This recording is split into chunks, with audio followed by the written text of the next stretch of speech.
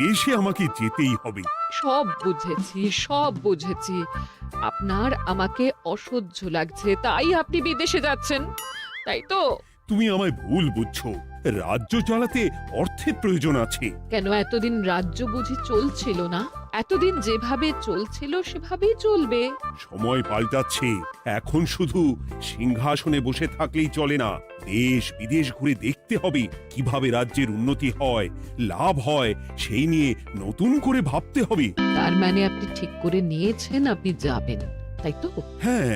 আর যতদিন আপনি না থাকবেন এখানে কি হবে ভেবে দেখেছেন মহারাজ? কে সামলাবে সব?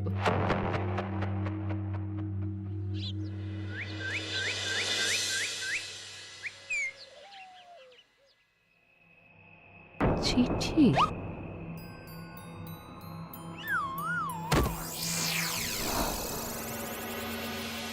আমি অনেক ভেবে দেখলাম, আসলে এসব সিংহাসন, ক্ষমতা, প্রতিপত্তি অর্জন করা আর রক্ষা করার জটিলতার চেয়ে বাকি জীবনটা শান্তির সাথে বনে কাটিয়ে দেওয়াই ভালো।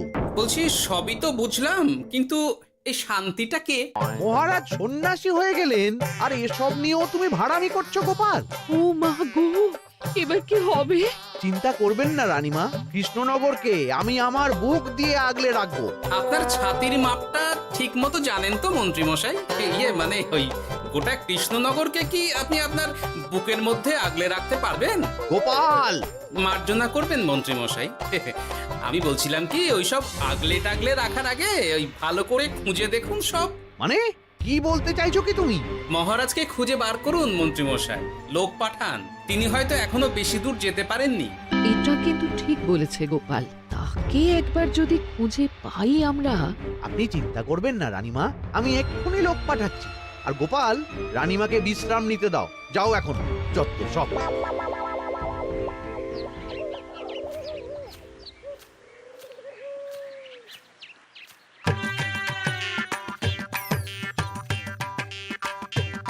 ওই গো, গেলে কই? এক ঘটি জল দাও দেখি। ওই জলই খেতে হবে, শুধু জল।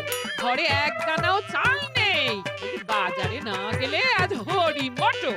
রাজ্যে রাজা নেই আর তুমি ঘরে চাল নেই বলে চিল্লামিল্লি করছো, চত্ব সব। ও মা গো, মহারাজ রাজ্যে নেই তো গেলেন কই? বনবাসে। সে কি গো, এবার কি হবে তাহলে? কপালে যা লেখা আছে তাই হবে, আর কি। এই তোমার চাকরিখানা থাকবে তো? না থাকলে বাটি হাতে বেরোবো, চিন্তা কি?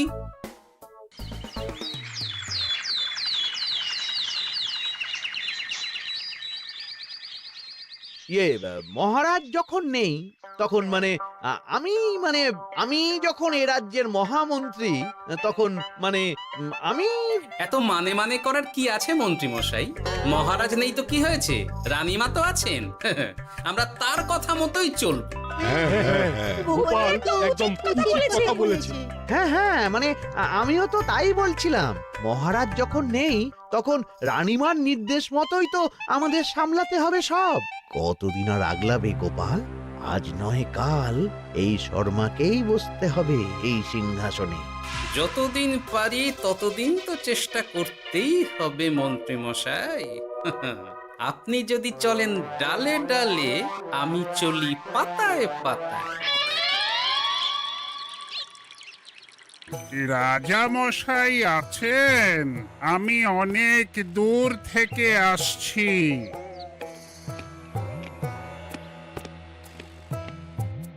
মন্ত্রীমশাই, একজন সাধু এসেছেন রাজামশাইয়ের সঙ্গে দেখা করতে।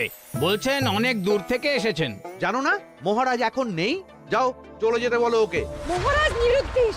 এই মুহূর্তে সত্যিই যদি কোনো প্রাজ্ঞ সাধু বাবা রাজবাড়িতে তার পায়ের ধুলো দেয়, বলা তো যায় না যদি মহারাজের হদিস তিনি দিতে পারেন। ঠিক ঠিক, একদম ঠিক বলছেন পণ্ডিত মশাই। বেশ, ডেকে আনো তাকে, দেখি সে কি বলে। মহারাজ, আমার প্রণাম নেবেন। উনি মহারাজ নয়, উনি মন্ত্রী। আসুন সাধু বাবা, আসুন, আসন গ্রহণ করুন।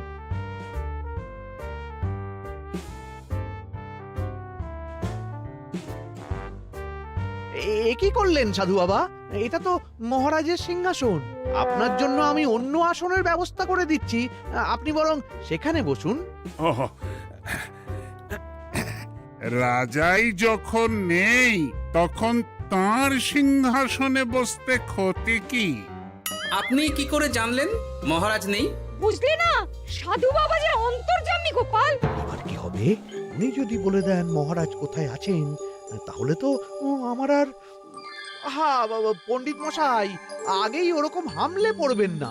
আচ্ছা, আপনি যদি অন্তর্যামী হন, বলুন তো আমাদের রাজা মশাই কোথায় গেছেন? জবর জটা কালো চুলে দেনামা অতীত বলেন। বুম! মহারাজ বনবাসে গেছেন। এটা যখন বলেছেন সাধু বাবা, তাহলে মহারাজ এখন কোথায় আছেন সেটাও নিশ্চয়ই আপনি বলে দিতে পারবেন। গোপাল, সব বিষয়ে নাক গলিও না তো তুমি। ঠিক ঠিক আছে, রাজা মশাইকে নিয়ে চিন্তা হওয়া তো খুবই স্বাভাবিক, কিন্তু গোপাল, রাজা মশাই বনবাসে গেছেন, তাকে আর সংসার মায়ায় বাঁধা ঠিক কাজ হবে না। এ আপনি কি বলছেন সাধু বাবা? মহারাজ না থাকলে রাজ্য চলবে কেমন করে? নতুন রাজা নির্বাচন করতে হবে। এই তো খেলা জমে গেছে, একে দিয়েই কাজ হবে মনে হচ্ছে। সাধু বাবা, এসব নিয়ে নয় পরে আলোচনা করা যাবে। এই কে আছো? সাধু বাবার পা ধুইয়ে দাও ভালো করে।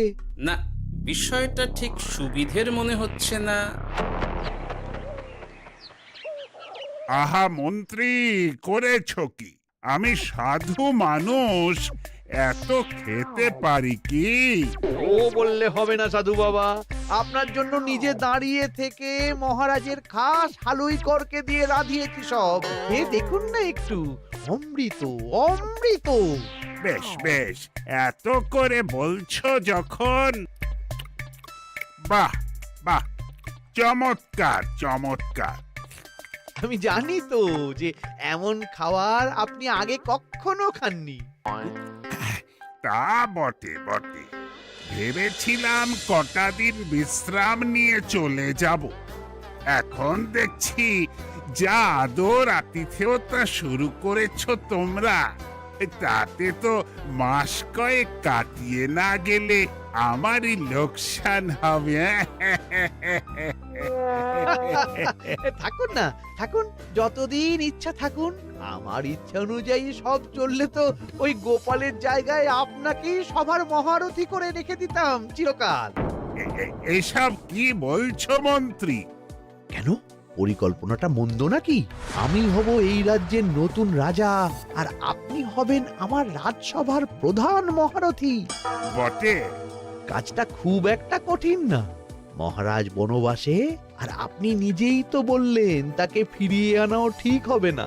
তাহলে তা বলেছি, কিন্তু বাকি অন্যান্য সভাসদেরা আছে, তারা তো। আরে ছাড়ুন তো ওদের কথা। আকাশে হাত ছড়িয়ে আর একবার মন্ত্র পড়ে নেবেন, বলবেন এই রাজ্যের রাজা হওয়ার ক্ষমতা একমাত্র আমার মধ্যেই আছে। ব্যাস, সবাই মানতে বাধ্য। তারপর আমার একটা হিল্লে হয়ে গেলে আপনারটার ব্যবস্থাও আমি করে দেব, বুঝলেন? বুঝলাম, একেবারে জলের মতো পরিষ্কার। ব্যাস, কালই তাহলে কাজ শুরু করে দিন। বেশি দেরি করে তো লাভ নেই। বলা তো যায় না, মহারাজের যদি রানীমার জন্য মন কেমন করে, রাজ্যে ফিরে আসে, ওসব হওয়ার আগেই সেরে ফেলতে হবে সব কাজ। রাজা হওয়ার খুব তাড়া দেখছি তোমার মন্ত্রী। ওপরে ওঠার ইচ্ছা কার না থাকে বলুন তো সাধু বাবা? আর মাত্র কটা দিনের অপেক্ষা, ব্যাস, তারপরেই এই সিংহাসনের মালিক হব আমি। কৃষ্ণনগরের নতুন রাজা হব আমি। সমস্ত ধন দৌলত থাকবে আমার এই হাতের মুঠোয়। কি অত ভাবছেন মন্ত্রী মশাই একা একা? মানে কি ভাবছি তার কৈফিয়ত তো তোমায় দিতে হবে, হ্যাঁ? হিমা ছি ছি ছি, আপনি কেন কৈফিয়ত দেবেন? আপনার মুখ দেখলেই তো বোঝা যাচ্ছে যে আপনি কি ভাবছেন। তাই বুঝি? তা বলো দেখি কি ভাবছি আমি। আপনি ভাবছেন ওই কৃষ্ণনগরের সিংহাসনের কথা। শুনে ফেললো নাকি সব? আপনি ভাবছেন আমাদের মহারাজের কথা, তাকে কিভাবে ফিরিয়ে আনা যায় সেই কথা, তাই না? মহারাজকে যে আর ফিরিয়ে আনা যাবে না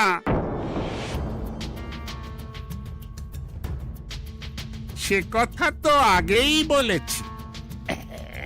তাই যদি হয় সাধু বাবা, আপনি এর একটা কিছু বিহিত করুন, না হলে রাজা ছাড়া রাজ্য। ঠিক বলেছ, রাজা রাজ্য, নুন ছাড়া তরকারি, আলো ছাড়া দিন, জল ছাড়া জীবনের মতো। তাই যত দ্রুত সম্ভব নতুন রাজা নিয়োগ করা দরকার। কিন্তু এ বিষয়ে সিদ্ধান্ত নেওয়ার আগে রানীমার সাথে কথা বলা জরুরি। তার চেয়েও জরুরি একটা কাজ আগে করা দরকার। কিসের কথা বলছেন মন্ত্রী মশাই? গোপালের বহিষ্কার। এ আপনি কি বলছেন মন্ত্রী মশাই? একে রাজা মশাই, তার মধ্যে গোপালের মতো বিচক্ষণ মানুষকে রাজসভা থেকে বহিষ্কার করলে তো রাজ্যেরই ক্ষতি। এটাই হচ্ছে সমস্যা। এই কক্ষে যার যেটা কাজ নয় সে সেটা নিয়ে বেশি চিন্তিত। তুমি বিজ্ঞানী, তুমি বিজ্ঞানে মন দাও, রাজকাজ আমার দায়িত্ব। তাহলে এরকম সিদ্ধান্ত নেওয়ার আগে সবার সাথে আলোচনা করা দরকার। কোনো দরকার নেই, আমি যা বলেছি তাই হবে। রাজ্যের ব্যয়ভার বাড়ছে, এই মুহূর্তে কোনো ভাঁড়কে অযথা বেতন দিয়ে পোষার কোনো মানে হয় না। তাই গোপালেরও কাল থেকে রাজসভায় আসার কোনো দরকার নেই। সবই আমি বুঝতে পারছি মন্ত্রী মশাই। বেশ, আপনি যখন বলছেন, এই আমার শেষ দিন রাজসভায়, চলি সবাই, ভালো থাকবেন।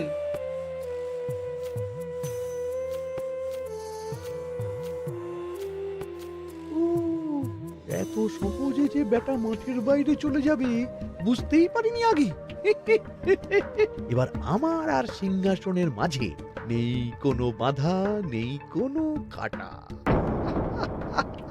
তুমি চিন্তা করো না, আমি নিজে মন্ত্রীর সাথে কথা বলবো। না না রানীমা, সেসবের দরকার নেই। মহারাজ ছাড়া রাজবাড়ি শূন্য শূন্য লাগে, আমারও মন লাগছে না এখানে। বেশ, যা ভালো বোঝো তাই করো, তবে ডাকলে এসো কিন্তু। হ্যাঁ রানীমা, নিশ্চয়ই আসবো। এখন আমি চলি। যাক, এই কদিনে মাথাটা খেলানোর সময় পাওয়া যাবে একটু, না হলে কেমন যেন গুলিয়ে যাচ্ছে সব। কি যে বলো গোপাল দাদা, এই শেষ দুটো শাঁখের আটি নিয়েও দরদাম করবে তুমি? ওরে, আমি বেকার মানুষ, দরদাম না করে উপায় আছে আমার? হ্যাঁ শোনো শোনো শোনো, মহারাজ কৃষ্ণচন্দ্রের অবর্তমানে কৃষ্ণনগরে নতুন রাজা হিসেবে নির্বাচিত হবেন রাজ্যের মহামন্ত্রী। সেই শুভানুষ্ঠানে রাজবাড়িতে আমন্ত্রণ রইল। এসব কি হচ্ছে বলো তো গোপাল দাদা? ভেতরের খবর আছে নাকি কিছু? না গো ভাই, তুমিও যা জানো আমিও ততটুকুই জানি। ও গোপাল দাদা, ব্যাপার কি? এ সময় এখানে কি চাই? রানীমার জরুরি তলব, এখনই ওই রাজবাড়ি যেতে হবে তোমাকে। কিন্তু আমার যে বাজার হয়নি এখনো। আরে ওসব বাজার টাজার পরে হবে, তুমি এখন আমার সাথে চলো তো। মন্ত্রীকে আমি বিশ্বাস করেছিলাম, ও যে এইভাবে বিশ্বাসের সুযোগ নেবে আমি একদম বুঝতে পারিনি। আমাদের এক্ষুনি অন্যান্য সভাসদদের সাথে কথা বলা দরকার রানীমা। কারোর সাথে কথা বলার দরকার নেই রানীমা, আমি নিজেই চলে এসেছি আপনার সাথে কথা বলতে। এখানে কি জন্য এসেছো গোপাল? রানীমার কান ভাঙাতে? বাহ, আপনি সবার মাথা মুড়িয়ে সিংহাসন কবজা করতে পারেন, আর আমি রানীমাকে সেই সত্যি কথা জানাতে পারি না? চুপ! ভুলে যেও না, আমি কৃষ্ণনগরের হবু রাজা। মুখ সামলে কথা বলবে আমার সাথে। এসব কি হচ্ছে মন্ত্রী মশাই? রাজা মশাই নেই, সেই সুবাদে এ কি শুরু করেছেন আপনি? আমায় আপনি ভুল বুঝবেন না রানীমা, আমার হয়ে যা বলার সাধু বাবাই আপনাকে বুঝিয়ে বলবে সব।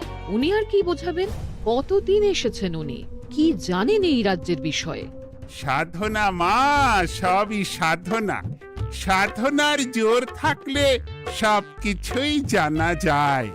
ভূত ভবিষ্যৎ অতীত সব। সেই জোর থেকেই বলছি মা, মন্ত্রীর কপালে আমি জ্যোতি দেখতে পাচ্ছি। মন্ত্রী যদি রাজ্যের রাজা হয়, এ রাজ্যের উন্নতি কেউ ঠেকিয়ে রাখতে পারবে না। আপনাদের একটা কথাও বিশ্বাস করি না আমি, এসব আপনাদের ষড়যন্ত্র। এ আপনি ভুল করছেন রানীমা।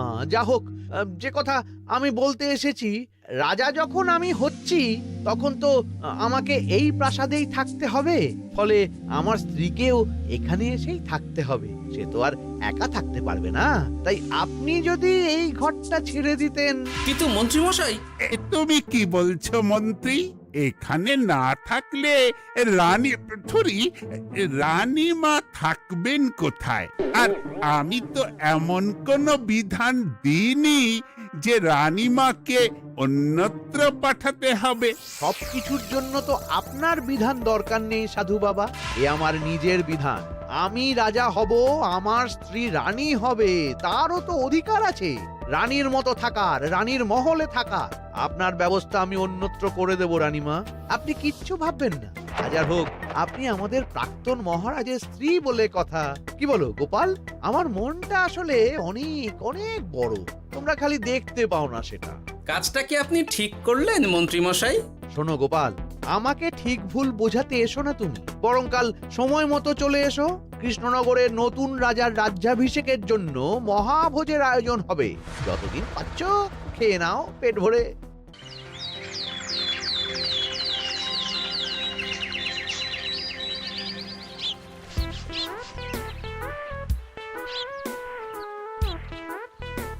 আরে এগুলো আবার কি পরে আছে এখানে?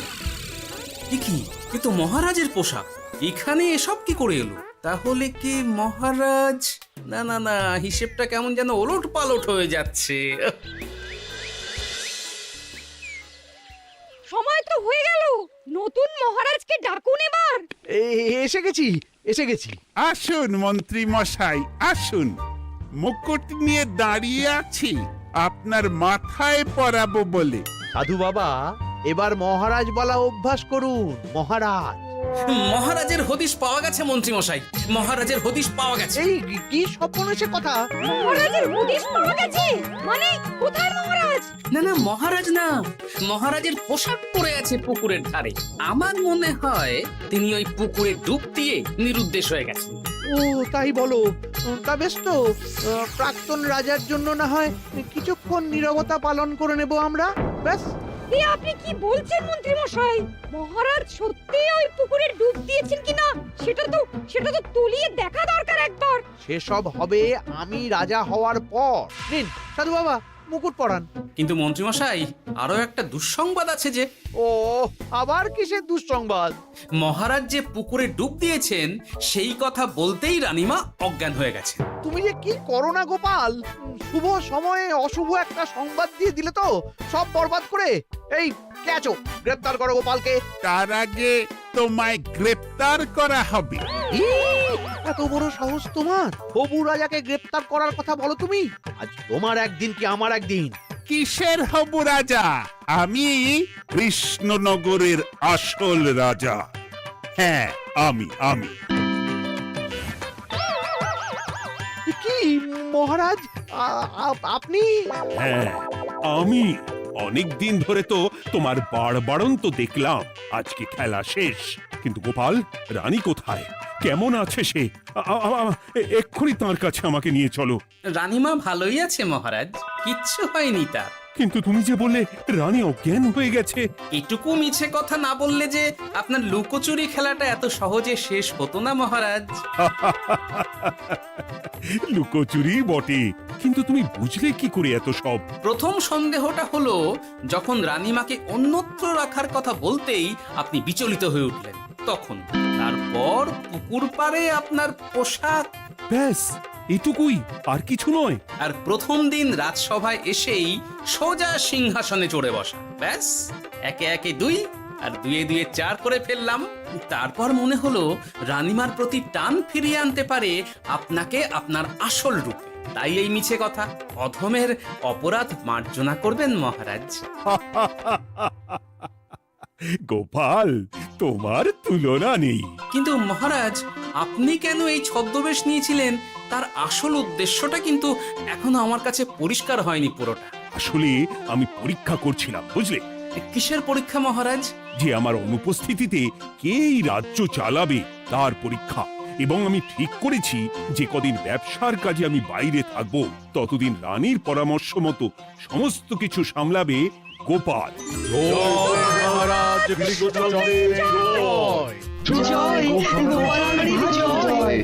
আর আমি মহারাজ? তুমি থাকবে পেয়াদা। এ কি শুধু জল আর ভাত? আগেই বলেছিলাম বেশি বেরো না, রাজা হবেন। এখন খাও খাও, জল ভাত খাও। চেষ্টায় তুমিও আমাকে ভুল বুঝলে কি?